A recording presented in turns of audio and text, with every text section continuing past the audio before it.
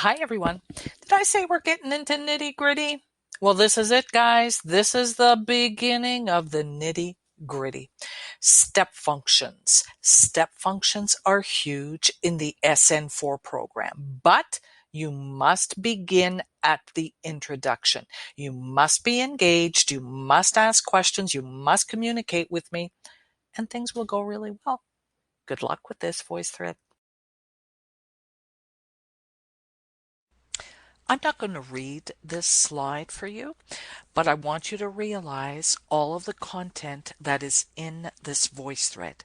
Keep in mind at the end, I always have an activity to check for your understanding. Now remember, those answers don't count if they are wrong. They count if you participate.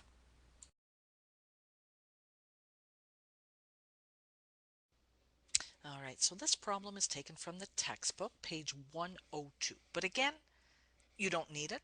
It's on the board. So pause this voice thread, read that problem, and then I'm going to help you with the examples below. So the key word here is it's displayed in whole numbers. So if the temperature outside is 2.95, then the thermometer is not going to be written 2.95, it's going to be written 2. Notice we're rounding down. 2.95, if I look at the integer less than that, it's 2. What if the temperature outside was 12.3?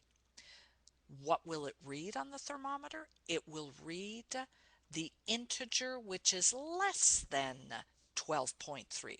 Now, a hint, and that's what I'm going to be saying very often in class, is to draw a number line. So if I look, here's 12 and here's 12.3. So if I look down, the integer will be 12. That's the key word in this lesson, is you round down. So would you look at the next 3 examples, and would you please tell me, what will the thermometer read if you have 26.33, negative 1.27, and negative 15.725 Celsius? Just want to point out that we're going to be constructing a table of values from this example, and we're going to be drawing a graph.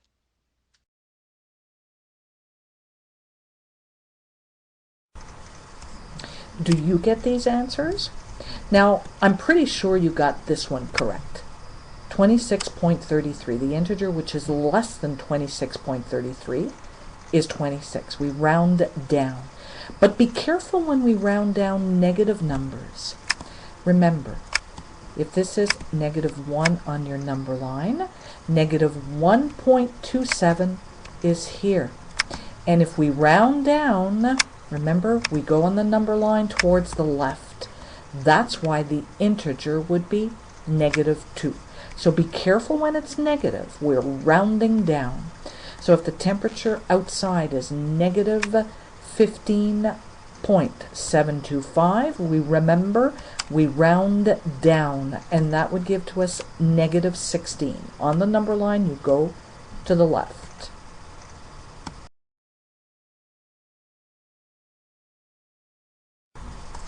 We have a special symbol that we use whenever we want to round down, and that symbol is square brackets with a number inside. I put an X here because the X can represent any number. What does that symbol mean? It means we want the greatest integer less than or equal to. Here's 8 examples on the board. Would you take the time to put the answers down? I'll do number 1 for you. Number 1. We want the greatest integer less than or equal to. Well, that answer would be 2. We're rounding down, but if it's the integer itself, it stays that way. Take the time then to do the other answers carefully. And go to the next slide for the answers.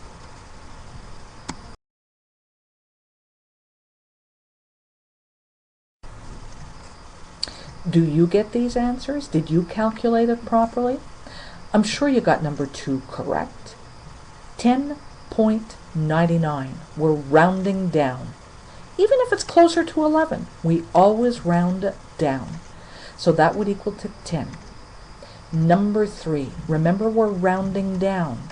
The integer, which is less than negative 1.1, is equal to negative 2. If I look at number 4, the integer, which is less than negative 2.9, is equal to negative 3. Look at number 5. 3.5 within those square brackets. We round down, and that would equal to positive 3. Now look at number 6. Number 6 says, inside the square bracket, we have 3 plus 0.5, which is 3.5. So I must simplify inside the brackets first. So that would give to me 3. Okay? The greatest integer less than 3.5. And this one here, negative 3.5, the greatest integer less than that, remember we round down, is negative 4. So 3 minus 4 is negative 1. So what I want to point out here is you always simplify what's inside the bracket first. Then you apply the greatest integer less than or equal to. Now number 7 was a little different. I wrote in number 7 that it was equal to 5. So I want to know the interval that will give you an integer of 5. So any number, including 5, as far as 6, but not including 6. Any of those numbers in that interval will give us, if we round down, 5. Number 8. Whenever you have square brackets, it always gives to you an integer. Always, always, always an integer. Now in number 8, the square brackets was equal to a decimal, and that would be impossible. So did you get them right? It's important you understand this.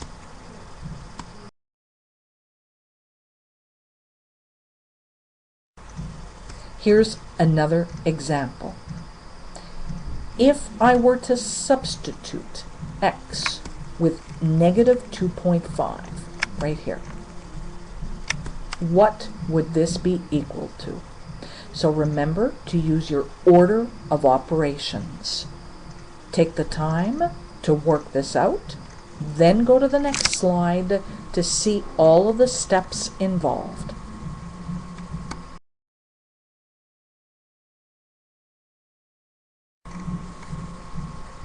So this was the question. Then we substitute where x is, we substituted x with negative 2.5. Remember your order of operations. Always perform brackets first. So that's what I did. Negative 2.5 minus 1 is negative 3.5. Always do the innermost brackets first. So 3 times negative 3.5 is negative 10.5. Once we have one number inside those square brackets, then we apply our rule. We take the integer, which is less than negative 10.5, and that is negative 11. Then our order of operations says negative 2 times negative 11. Remember, a negative times a negative is a positive. So that's positive 22 plus 1. Final answer for that one is positive 23. Now notice, guys, what I did is I took this step by step. If you're going to be skipping steps, you're going to make mistakes. So please, be careful. one step at a time, and remember your order of operations.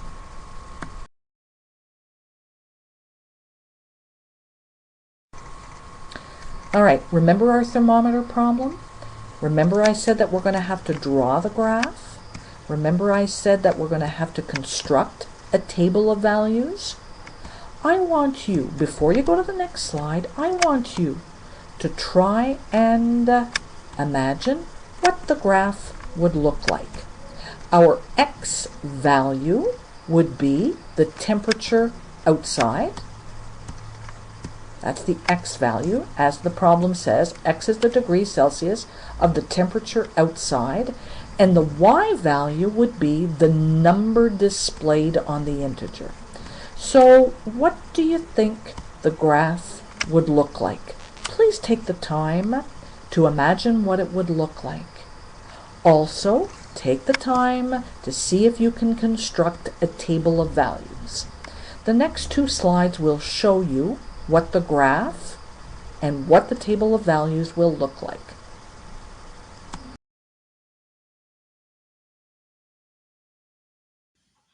Let's observe the graph. First, I want to point out, though, that it's important in a graph that you place the title here, electronic thermometer.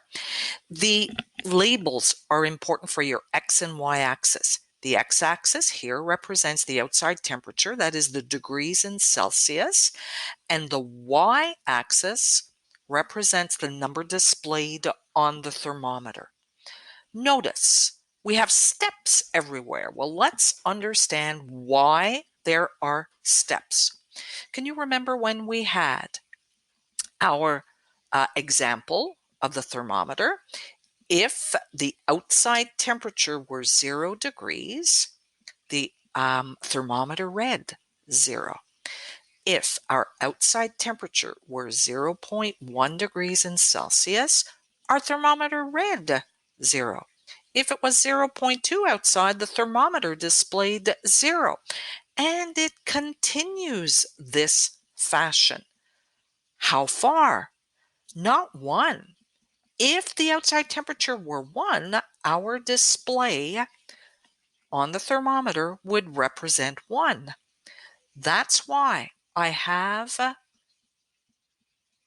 a step. We call that a step. And those are the critical values. The critical values are the extremities of our step.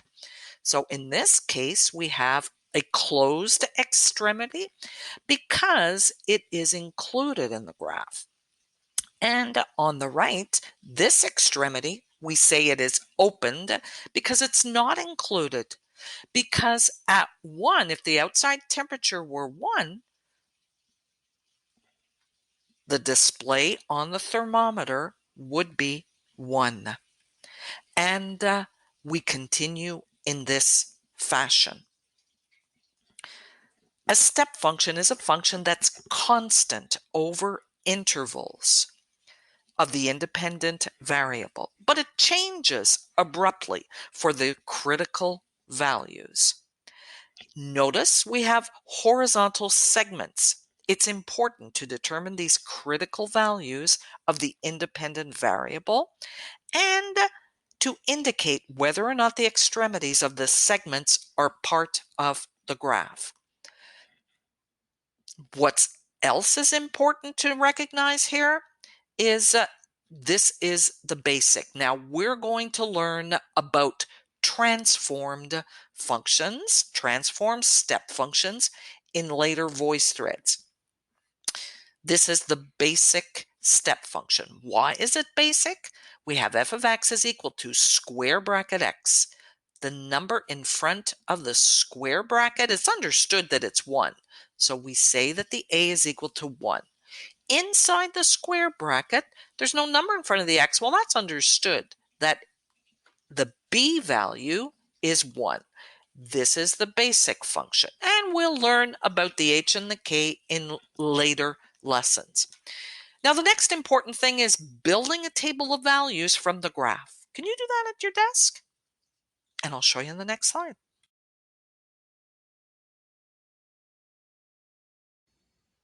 So do you remember our graph from the previous slide? Let's observe there are an infinite number of steps, but let's observe this step right here.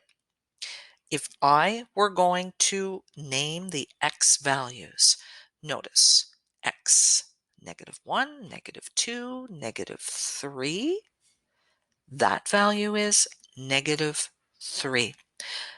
And I'm going to include that in my table of values because I have the extremity that's part of the graph. I place a comma and I'm going to go to the right and I've got this white dot. Well, what's the value of that white dot? -1, -2. It is -2. Now, because that extremity is not included in the graph, I do not include it in my interval. Notice my table of values. If my outside temperature is between -3 included, as far as -2 not included, what would the temperature reading be? I read my y-axis. My temperature reading would be -3. And I continue in that fashion for all of my intervals. Notice we have a table of values that represents our basic step function.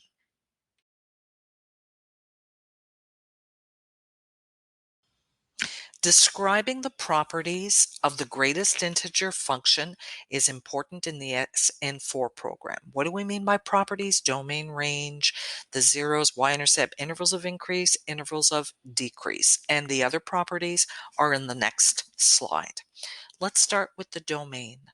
The domain, we describe what the x values are in our function. If I'm going to list all of the x values, well, this started, the x values, if I read them all, it would be -infinity. And if I read all the x values, this continues beyond here. We say that the domain is the set of real numbers. Now the range, remember the range values are the y values. So if I look at my y values, let's just look at this first one here. The y value is 0. Here, the y value is 1. Here, the y value is 2. Here, the y value is 3. And if I started on the left, my y value would be from -infinity. But it's only the integers because remember we change abruptly. So this is how we describe the range for the basic step function. ... means it starts at -infinity, -3, -2, -1, 0, 1, 2, ... means it continues. The zeros. This is another word for describing the x-intercepts. We describe what the x value is on the x-axis. Here, it is a step. Therefore, we describe it as an interval. If I look at that step, my value on the left is 0, and that the black dot says I include that value. And on the right, I do not include that value, and that's a 1. We say that the zeros are, in this case, from 0 included, comma, to 1 not included. The y-intercept is where the graph crosses the y-axis. In this case, where does it cross the y-axis? It crosses the y-axis when y is equal to 0. Intervals of increase. Remember, we read the x value when we want to describe the intervals of increase. Well, it's always increasing. We say that the interval of increase is the set of real numbers. Intervals of decrease. Well, that means read where the graph is going down, but it's never going down. So we have this symbol, a 0 with a line through it means never.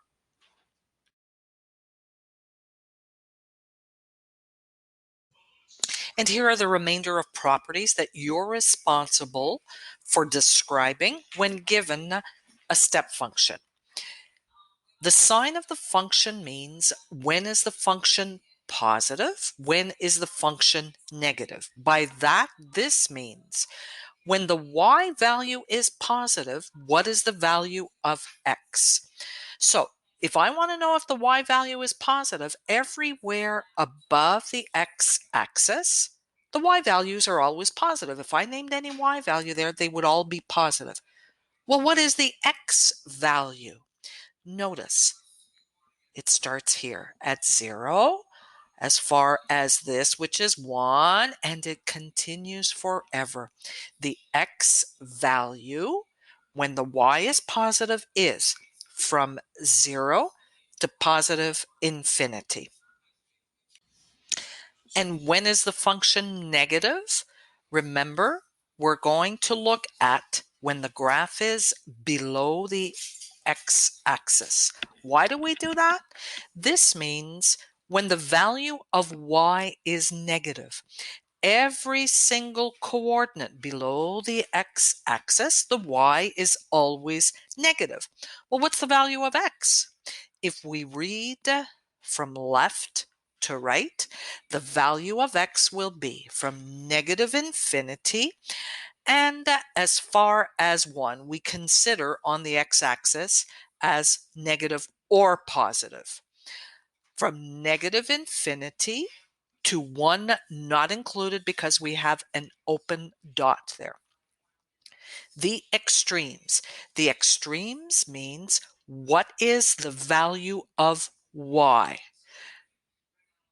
If we're looking at the maximum, well, there is no maximum in this particular case.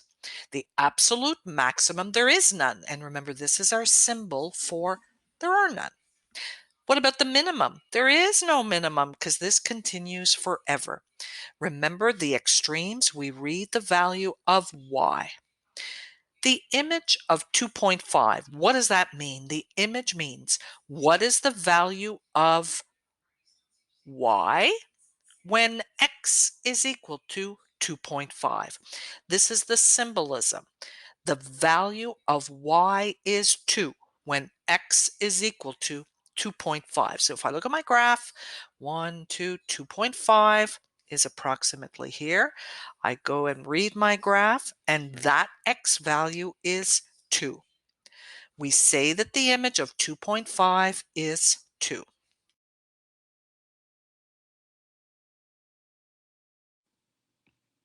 How do you know it's the greatest integer function? Well, you have square brackets. That's called a greatest integer function. Another name for it, remember, is the step function. Now, all we know now is about the basic step function. Tomorrow and the day after, you're going to transform the basic step function. So, what is a greatest integer function? It's constant at intervals, and it changes abruptly for certain values of the independent variable called the critical values. And your graph is formed of horizontal segments. This type of segment and this type of segment. Now the next slide will show you how to represent those types of segments in a table of values.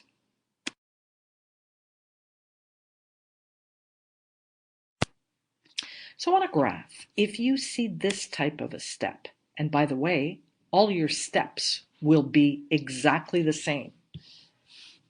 If you see that there's a black dot on the left and a white dot on the right, that means that A, the black dot, is the closed critical point. The white dot, we say, is the open critical point. Now, it's very important that you understand that this is what the interval looks like.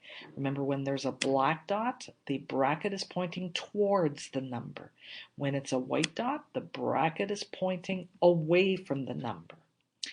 In this step, Notice the open critical value is on the left. The white dot is on the left. And the closed critical point, the black dot, is on the right. Notice here, this is what your interval will look like. When it's a white dot, the bracket is pointing away from the number. When it's a black dot, a closed critical point, the bracket is pointing towards the number.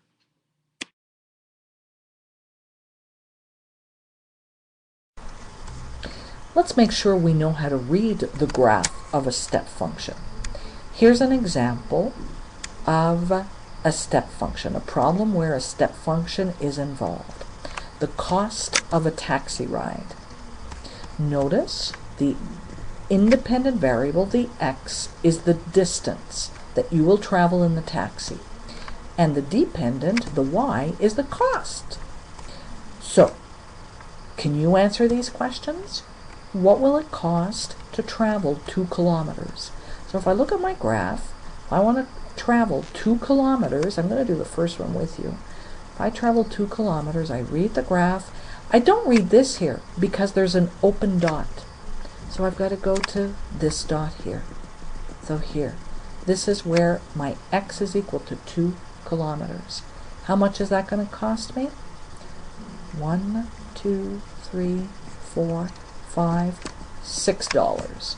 So the answer to this one, what will it cost to travel 2 kilometers? The answer is $6. Can you answer the other questions by reading the graph?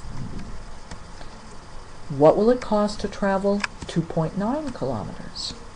What about 3 kilometers? Question B, what will it cost if the distance traveled verifies 4 is less than or equal to x is less than 5? If the cost of the ride were $7.50, what interval is the distance traveled? And explain how the customer is being charged for a taxi ride. Can you answer these questions? Go to the next slide to see the answers.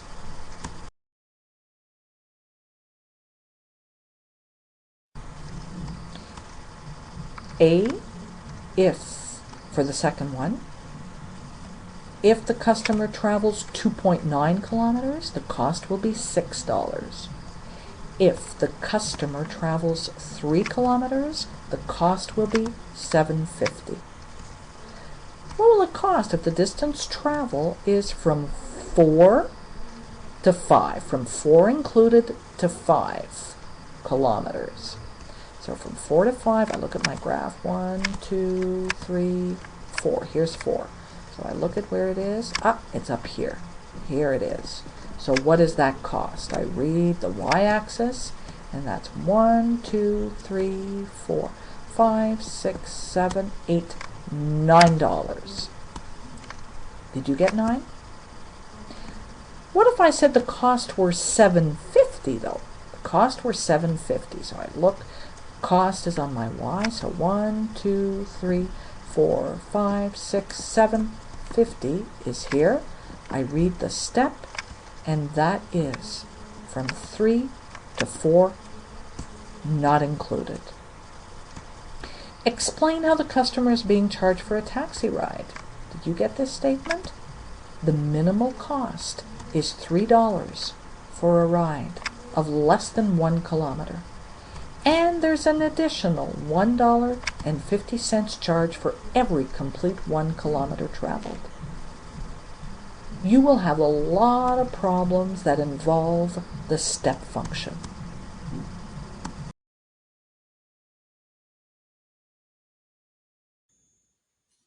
So in this slide and the next slide, you will have 2 more questions for a check for understanding. So pause it, do the work in your notebook, and then verify your work. But let me get you started. What you see on the board is a representation using a graph of the cost of a taxi ride. You are responsible for being able to reproduce 4 ways to represent a function using a graph that you see on the board, using a table of values that you're going to represent. There's also describing the function using words and describing the function using an equation, which you will learn in later lessons.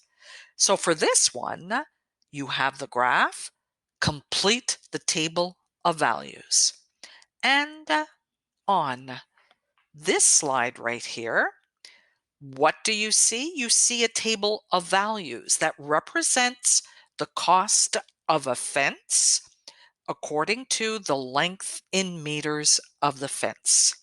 So pause this, construct the graph with respect to the table of values that you see, and on the following slides, you will see the solutions. Good luck.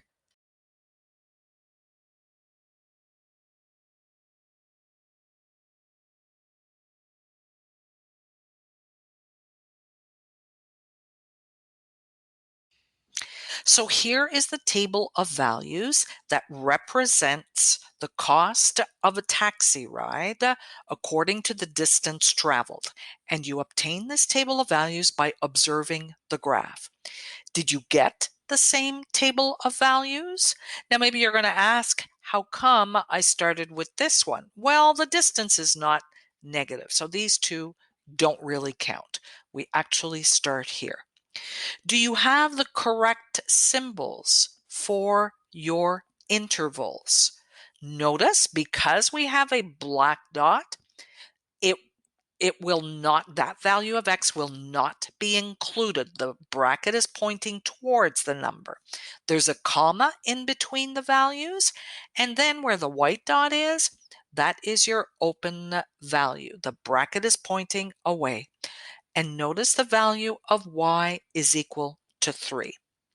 Notice, in a greatest integer function, the steps are always the same length, and the distance between each step, the vertical distance between each step, is always the same.